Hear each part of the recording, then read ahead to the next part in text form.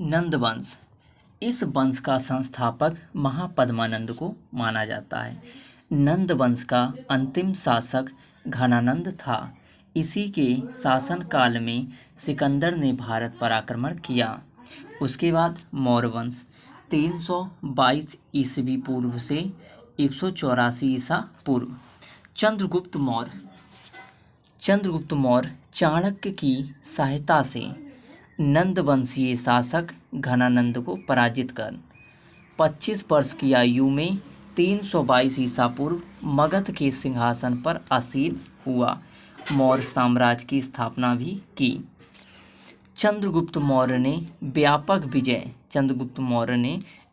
विजय करके प्रथम अखिल भारतीय साम्राज्य की स्थापना की।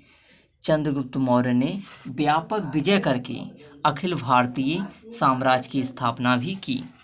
चंद्रगुप्त मौर्य ने तत्कालीन यूनानी शासक सेल्यूकस के निकटर को पराजित किया। सेल्यूकस ने मैगस्थानिज को अपने राजदूत के रूप में चंद्रगुप्त मौर्य के दरबार में भेजा। वृद्धावस्था में चंद्रगुप्त मौर्य ने जैन मुनि भद्रबाहु से जैन दीक्षा ली थी।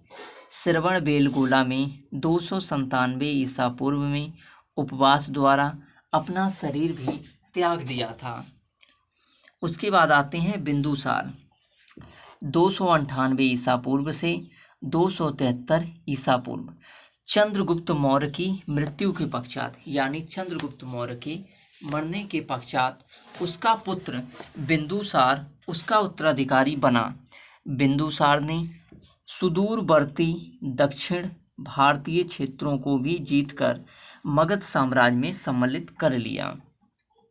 बिंदुसार ने सुदूरवर्ती दक्षिण भारतीय क्षेत्रों को भी जीतकर अपने मगध साम्राज्य में सम्मिलित कर लिया। उसके बाद आते हैं अशोक 273 ईसा पूर्व से 232 ईसा पूर्व। अशोक ने कलिंग पर आक्रमण किया और उसे जीत लिया। अशोक ने कलिंग पर आक्रमण किया था। कब किया था? 261 ईस्वी पूर्व और उसे जीत लिया। कलिंग युद्ध में हुए व्यापक नरसंहार ने अशोक को विचलित कर दिया, जिसके परिणामस्वरूप बौद्ध धर्म स्वीकार कर लिया। यानी उस समय इतना खून वाला नरसंहार हुआ कि अशोक का जो हृदय था वो विचलित हो गया और उसने बौद्ध धर्म को स्वीकार कर लिया। अशोक ने सांची स्तूप का निर्माण भी कराया। उसके बाद आते हैं शुंग वंश 184 ईसा पूर्व 184 से 75 ईसा पूर्व। पुष्यमित्र शुंग एक मौर्य सेनापति था, जिसने अंतिम मौर्य शासक बृहदत्त की हत्या करके शुंग वंश की स्थापना की। इसने अपनी राजधानी उज्जयिनी विदिशा को बनाया। यह ब्राह्मण धर्म का अनुयायी था। इसने अपने पुरोहित पतंजलि की सहायता से 2 बार अश्वमेध यज्ञ किया। किसकी सहायता से? पतंजलि की सहायता से 2 बार अश्वमेध यज्ञ किया। शुंग वंश का अंतिम शासक देवभूति था। यानी जो शुंग वंश है उसका अंतिम शासक कौन था? देवभूति था, जिसकी हत्या कर उसके सेनापति वसुदेव ने कण्व वंश की स्थापना की। यानी उसकी हत्या कर वसुदेव ने कण्व वंश की स्थापना की। पांड्य वंश, इस वंश की राजधानी मदुरै थी। पांड्य वंश की राजधानी मोतियों के लिए प्रसिद्ध थी। पांड्य शासकों के रोम साम्राज्य के साथ व्यापारिक संबंध थे। उन्होंने रोम सम्राट अगस्टा के दरबार में अपने राजदूत भेजे। चोल वंश, इस वंश का साम्राज्य चोलामंडलम या कोरोमंडलम कहलाता था। इसकी राजधानी कबेरीपट्टनम थी। उरेयूर कपास के व्यापार का एक प्रमुख केंद्र था। चोल शासक एक सक्षम नौसेना भी रखते थे। चेर वंश, इसकी राजधानी बाजी थी। इसे केरल देश भी कहा जाता था। इस वंश के रोम साम्राज्य के साथ व्यापारिक संबंध थे और रोम शासकों ने अपनी व्यापारिक गतिविधियों की रक्षा के लिए यहाँ पर 2 रेजिमेंट भी स्थापित किया था। उसके बाद आते हैं यवन। उत्तर पश्चिम से पश्चिमी विदेशियों के आक्रमणों में सबसे पहले आक्रमणकारी बैक्ट्रिया के ग्रीक यूनानी थे, जिन्हें यवन के नाम से जाना जाता है। मिनांडर या मिलिंद 160 ईसा पूर्व से 120 ईसा पूर्व सर्वाधिक प्रसिद्ध यवन शासक था, जिसने भारत में यूनानी सत्ता को स्थायित्व प्रदान किया था। प्रसिद्ध बौद्ध दार्शनिक नागसेन के साथ मिलिंद के द्वारा किए गए वाद विवाद का विस्तृत वर्णन मिलिंद पनाहों में है। इसके बाद मिलिंद ने बौद्ध धर्म अपना लिया। भारतीय स्रोत शकों को सिथियान नाम देते हैं। यवन शासकों के पश्चात शक भारत में आए, जिन्होंने यवन शासकों से भी अधिक भूभाग पर अधिकार किया था। रुद्रदमन प्रथम 130 से 150 ईस्वी शकों के सबसे महान शासक हुए। जूनागढ़ से प्राप्त 150 ईसा का उसका अभिलेख संस्कृत भाषा में लिखित पहला अभिलेख है। पल्लव यानी पार्थियान पश्चिमोत्तर भारत में शकों के आधिपत्य के पश्चात पार्थेय लोगों का आधिपत्य स्थापित हुआ। पार्थेय लोगों का मूल निवास स्थान ईरान था। भारतीय साहित्य में इन्हें पल्लव कहा जाता है। पल्लव वंश का सर्वाधिक प्रसिद्ध शासक गोंदोफर्निस था। इसके शासनकाल में सेंट थॉमस ईसाई धर्म का प्रचार करने के लिए भारत आया। कुषाण कनिष्क ने 78 ईस्वी में एक संवत प्रचलित किया, जो शक संवत के नाम से जाना जाता है। कनिष्क ने बौद्ध धर्म को संरक्षण प्रदान किया था। इसके समय में कश्मीर के कुंडल वन में वसुमित्र की अध्यक्षता में चतुर्थ बौद्ध संगति आयोजन की गई। कनिष्क के शासनकाल में बौद्ध प्रतिमा की पूजा महायान शाखा आरंभ हुई। प्रसिद्ध पुस्तक कामसूत्र की रचना वात्स्यायन द्वारा इसी काल में की गई।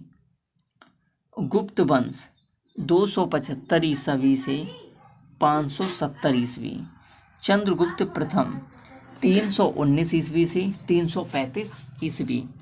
गुप्त अभिलेखों से ज्ञात होता है कि चंद्रगुप्त प्रथम ही गुप्त वंश का प्रथम स्वतंत्र शासक था।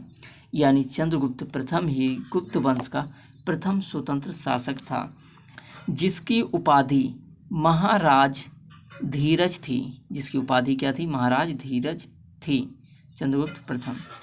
चंद्रगुप्त प्रथम ने गुप्त संवत की स्थापना 319 से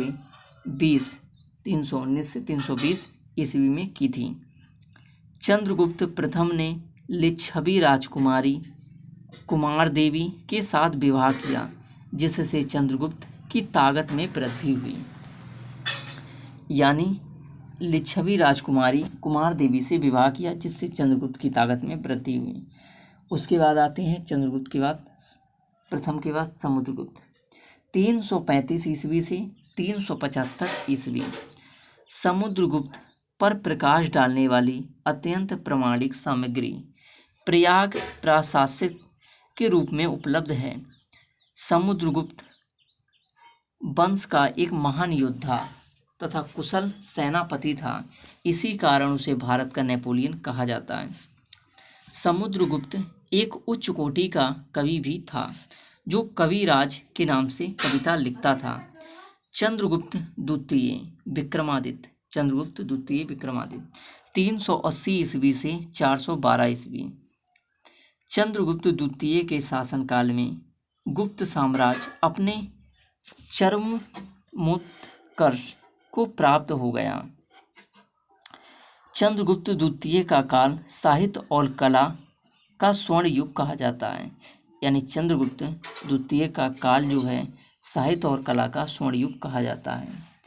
चंद्रगुप्त द्वितीय के दरबार में विद्वानों एवं कलाकारों को आश्रय प्राप्त था। उसके दरबार में 9 रत्न थे। चंद्रगुप्त द्वितीय के शासनकाल में चीनी यात्री फयान 399 से 412 ईस्वी भारत यात्रा पर आया। उसके बाद आते हैं कुमारगुप्त 412 ईस्वी से 455 ईस्वी। गुप्त शासकों में सर्वाधिक अभिलेख कुमारगुप्त के ही हैं। गुप्त शासकों में सर्वाधिक अगर अभिलेख देखे जाएं तो कुमारगुप्त के ही हैं। कुमारगुप्त प्रथम ने अधिकाधिक संख्या में मयूर आकृति की रजत मुद्राएं प्रचलित की थीं। कुमारगुप्त प्रथम के शासनकाल में नालंदा विश्वविद्यालय की स्थापना की गई। स्कंदगुप्त 455 ईस्वी से 467 ईस्वी। स्कंदगुप्त ने मौर्य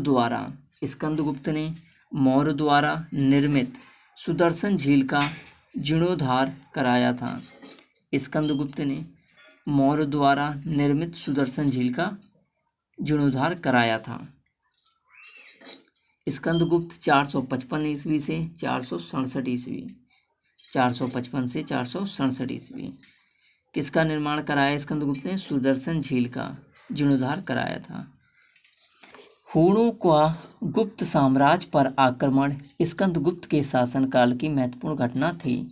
हूण बाबर योद्धा थे जो मध्य एशिया के खनाबदोश लोग थे। स्कंदगुप्त ने अत्याचारी हूणों को परास्त कर न केवल गुप्त साम्राज्य की रक्षा की अपितु आर्य सभ्यता एवं संस्कृति को भी नष्ट होने से बचाया। उसके बाद आते हैं हर्षवर्धन। पुष्यभूति वंश 606 ईस्वी से 647 ईस्वी। हर्ष ने अपनी राजधानी थानेश्वर से कन्नौज स्थानांतरित की थी। हर्षवर्धन एक उच्च कोटि का कवि भी था। उसने संस्कृत में नागानंद, रत्नावली तथा प्रियदर्शिका नामक नाटकों की रचना की थी। दक्षिण में उसकी सेनाओं को 620 ईस्वी में चालुक्य नरेश पुलकेशिन द्वितीय ने नामृदा के तट से पीछे खदेड़ दिया। उसकी सेनाओं को पुलकेशिन द्वितीय ने नामृदा के तट से पीछे खदेड़ दिया। हर्षवर्धन ने अपने राजदरबार में कादम्बरी और हर्षचरित के रचयिता बाणभट्ट हेमसांगा को आश्रय प्रदान किया। उसके बाद आते हैं बादामी के चालुक्य। इस वंश का संस्थापक पुलकेशिन प्रथम था। 535 से 566। इस वंश की राजधानी आधुनिक बादामी थी। इस वंश की जो राजधानी है वो आधुनिक बादामी थी। पुलकेशिन द्वितीय बतापी के चालुक्य राजवंश का सर्वाधिक योग्य व साहसी शासक था। उसने हर्षवर्धन को नामृदा तट पर पराजित किया। पुलकेशिन द्वितीय ने पर्शिया के राजा खुसरो द्वितीय के दरबार में अपना दूत भेजा। राष्ट्रकूट वंश। इस वंश का संस्थापक दंतीदुर्ग था। इस वंश का प्रसिद्ध शासक कृष्ण प्रथम एक महान निर्माता भी था। उसने एलोर के प्रसिद्ध कैलाश मंदिर का निर्माण कराया था। अमोघ वर्ष 814 ईस्वी से 878 ईस्वी में धर्म और साहित्य में विशेष रुचि रखता था। वह विद्वानों एवं कलाकारों का आश्रयदाता भी था। उसने पहली कन्नड़ कविता कविराज मार्ग तथा प्रश्नोत्तर मल्लिका लिखी। इस वंश के शासक कृष्ण तृतीय ने एक विजय स्तंभ तथा रामेश्वरम में एक मंदिर का निर्माण भी कराया था। पल्लव वंश का वास्तविक संस्थापक सिंह विष्णु 574 ईस्वी से 600 ईस्वी को माना जाता है। इस वंश की राजधानी कांची थी। नरसिंह वर्मन 630 ईस्वी से 668 ईस्वी पल्लव वंश का सर्वाधिक यशस्वी शासक था। नरसिंह वर्मन ने महाबलीपुरम नगर की स्थापना की तथा महाबलीपुरम के प्रसिद्ध एकामश रथों 7 पैगोडा का निर्माण भी उसी ने कराया। नरसिंह वर्मन के ही शासनकाल में हेमसांगा ने कांची की यात्रा की। गंगवंश। गंग शासक नरसिंह देव ने कोणार्क का प्रसिद्ध सूर्य मंदिर का निर्माण भी कराया। गंग शासक नरसिंह देव ने कोणार्क का प्रसिद्ध सूर्य मंदिर बनवाया। गंग वंश के ही शासक अंतवर्मन ने पुरी के प्रसिद्ध जगन्नाथपुरी मंदिर का निर्माण कराया। किसने कराया? अंतवर्मन गंग वंश के ही शासक ने यानी नरसिंह देव ने जगन्नाथपुरी का मंदिर का निर्माण कराया। गंग वंश से पहले उड़ीसा में शासन करने वाले केसरी शासकों ने भुवनेश्वर के प्रसिद्ध लिंगराज मंदिर का निर्माण कराया। उसके बाद आते हैं चोल वंश। इनकी राजधानी तंजौर आधुनिक तंजावुर थी। राजराज प्रथम को इस वंश का वास्तविक संस्थापक माना जाता है। उसने संपूर्ण दक्षिण भारत में अपना विजय परचम लहराया। उसने तंजौर में प्रसिद्ध राजराजेश्वर मंदिर, बृहदेश्वर शिव मंदिर का निर्माण कराया। भगवान शिव की नित्य दर्शती कलाकृति नटराज इसी काल से संबंधित है। चोलों के शासनकाल में ही कला की गोपुरम शैली का जन्म हुआ। राजेंद्र प्रथम ने 1017 ईस्वी में संपूर्ण श्रीलंका को विजित कर वहाँ के शासक महेंद्र पंचम को बंदी बनाकर उसे पांड्यों और चेरों के राज्यों को भी विजित किया था। राजेंद्र प्रथम ने बंगाल के पाल शासक महिपाल को भी पराजित किया। इस विजय के उपरांत उसने गंगईकोंड की उपाधि ग्रहण की। मध्यकालीन भारत के प्रमुख वंश एवं शासक। देखिए दोस्तों, अब हम मध्यकालीन भारत के प्रमुख वंश और शासक पर आते हैं।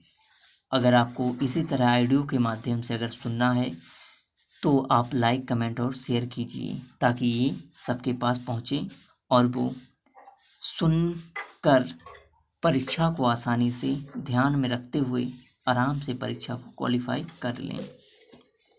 मोहम्मद बिन कासिम भारत पर आक्रमण करने वाला प्रथम अरब मुस्लिम था, जिसने सिंध व मुल्तान को 712 ईस्वी में जीत लिया था। उस समय सिंध का शासक ब्राह्मणवंशी राजा दाहिर था। भारत पर प्रथम तुर्क आक्रमण 986 ईस्वी में गजनी के शासक सुबुक्तगीन ने किया। महमूद गजनवी ने भारत पर 1001 ईस्वी से 1027 ईस्वी के बीच 17 आक्रमण किए। उसके आक्रमणों का उद्देश्य यहाँ के धन को लूटना एवं इस धन की सहायता से मध्य एशिया में विशाल साम्राज्य की स्थापना करना था। 1025 ईस्वी में उसका सोमनाथ के शिव मंदिर पर आक्रमण सबसे प्रसिद्ध है। 1025 ईस्वी में उसका सोमनाथ के शिव मंदिर पर आक्रमण सबसे प्रसिद्ध है। उसने पंजाब के हिंदू शाही वंश के शासक जयपाल को ब्रहिंद की प्रथम लड़ाई 1001 ईस्वी में पराजित किया। उसके बाद हम बात करते हैं मोहम्मद गौरी की बात करते हैं।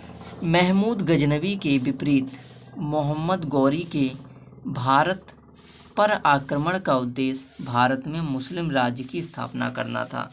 यानी मोहम्मद गौरी का जो लक्ष्य था वो मुस्लिम राज्य की स्थापना करना भारत में। मोहम्मद गौरी और पृथ्वीराज चौहान के बीच 2 लड़ाइयाँ हुईं। तराइन का प्रथम युद्ध 1191 ईस्वी, जिसमें गौरी की पराजय हुई, तथा तराइन का द्वितीय युद्ध 1192 ईस्वी, जिसमें पृथ्वीराज की पराजय हुई। तराइन के द्वितीय युद्ध के बाद मोहम्मद गौरी ने दिल्ली और अजमेर पर कब्जा कर भारत में मुस्लिम साम्राज्य की नींव डाल दी। गौरी को ही भारत में मुस्लिम साम्राज्य का संस्थापक माना जाता है। 1194 ईस्वी चंदावर के युद्ध में मोहम्मद गौरी ने कन्नौज के राजा जयचंद को हराया। गुलाम वंश 1206 ईस्वी से 1290 ईस्वी। कुतुबुद्दीन ऐबक 1206 ईस्वी से 1210 ईस्वी। इसने कुतुब मीनार का निर्माण कार्य प्रारंभ करवाया। कुतुब मीनार का नाम प्रसिद्ध सूफी संत ख्वाजा कुतुबुद्दीन बख्तियार काकी के नाम पर रखा गया। इसने भारत की प्रथम मस्जिद कुब्बत उल इस्लाम दिल्ली में और अढ़ाई दिन का झोपड़ा अजमेर में बनाया। कुब्बत उल इस्लाम कहाँ? दिल्ली में, और अढ़ाई दिन का झोपड़ा अजमेर में बनवाया। इसकी मृत्यु लाहौर में चौगान पोलो खेलते हुए घोड़े से गिरकर हुई। यानी कुतुबुद्दीन की जो मृत्यु है वो चौगान पोलो खेलते हुए घोड़े से गिरकर हुई। इल्तुतमिश 1210 ईस्वी से 1236 ईस्वी। इसने कुतुब मीनार को बनाकर पूरा किया और राज्य को श्रद्ध व स्थिर बनाया। इल्तुतमिश ने इक्ता व्यवस्था शुरू की। इसके तहत सभी सैनिकों व गैर सैनिक अधिकारियों को नगद वेतन के बदले भूमि प्रदान की जाती है। यानी उसे पैसों के बदले भूमि दिया जाता था। उसने 40 योग्य तुर्क सरदारों के एक दल 40 चहलगानी का गठन किया। उसके बाद आते हैं रजिया सुल्तान 1236 ईस्वी से 1240। रजिया दिल्ली की प्रथम व अंतिम मुगल महिला शासक थीं। रजिया ने सैनिक वेशभूषा धारण की, पर्दा करना बंद कर दिया और हाथी पर चढ़कर जनता के बीच जाना शुरू किया। रजिया ने अबसीनिया निवासी एक गुलाम मलिक जलालुद्दीन याकुत को आवश्यकता से अधिक महत्व दिया। उसके बाद आते हैं बलबन 1266 से 1286। बलबन ने अपने विरोधियों की समाप्ति के लिए लौह एवं रक्त की नीति, खून का बदला खून का अनुपालन किया। बलबन ने गद्दी पर बैठते ही चालीसा को नष्ट कर दिया। बलबन ने राज्य में दैवीय राजतत्व का सिद्धांत प्रतिपादित किया। बलबन ने फारसी नववर्ष की शुरुआत पर मनाए जाने वाले उत्सव नवराज की भारत में शुरुआत की। बलबन ने दरबार में सिजदा, घुटनों के बल बैठकर सुल्तान के सामने सिर झुकाना और पोबोस, पेट के बल लेटकर सुल्तान के पैरों को चूमना प्रथाएं शुरुआत की। फिर आते हैं खिजली वंश 1290 ईस्वी से 1316 ईस्वी। जलालुद्दीन फिरोज खिजली 1210 ईस्वी से 1296 ईस्वी। यह दिल्ली सल्तनत का पहला शासक था जिसका हिंदू जनता के प्रति उदार दृष्टिकोण था। सुल्तान के भतीजे अलाउद्दीन ने देवगिरी के यादव राजा को हराकर अपार धन अर्जित किया और अंत धोखे से अपने चाचा की हत्या करवा दी। अलाउद्दीन खिलजी, ये थे जलालुद्दीन खिलजी। उसके बाद जलालुद्दीन खिलजी के बाद जलालुद्दीन फिरोज खिलजी थे और ये हैं अलाउद्दीन खिलजी 1296 ईस्वी से 1316 ईस्वी। अलाउद्दीन अलाउद्दीन दिल्ली सल्तनत का प्रथम सुल्तान था जिसने दक्षिण भारत में विजय पताका फहराया। अलाउद्दीन के दक्षिण भारत अभियान का नेतृत्व सेनापति मालिक कफूर ने किया। सर्वप्रथम उलेमा वर्ग के प्रभाव तथा मार्ग प्रदर्शन से स्वतंत्र होकर राज्य करने का श्रेय अलाउद्दीन को प्राप्त है। अलाउद्दीन ने अलाई दरवाज़ा, औज खास, श्री पोर्ट, जमात खान मस्जिद का निर्माण कराया तथा अपनी राजधानी श्री को भी बनाया। अलाउद्दीन खिलजी को द्वितीय सिकंदर कहा जाता है। वह प्रथम शासक था जिसने पहली बार स्थायी सेना गठित की तथा सैनिकों को नगद वेतन दिए जाने की शुरुआत की। पहली बार घोड़े को दागने की प्रथा तथा सैनिकों के लिए हुलिया प्रणाली की शुरुआत की। अलाउद्दीन ने बाजार में सभी आवश्यक वस्तुओं के दाम निर्धारित कर दिए थे। उसके दरबार में अमीर खुसरो व हसन दहलवी जैसे कवि थे। अमीर खुसरो ने सितार का आविष्कार किया। अमीर खुसरो ने किसका आविष्कार किया? सितार का। व बीड़ा को संशोधित किया। उसे तोता ए हिंद कहा जाता था। उसे क्या कहा जाता था? तोता ए हिंद। अब मैं आपको आगे की चीज़ें बाद में बताऊंगा।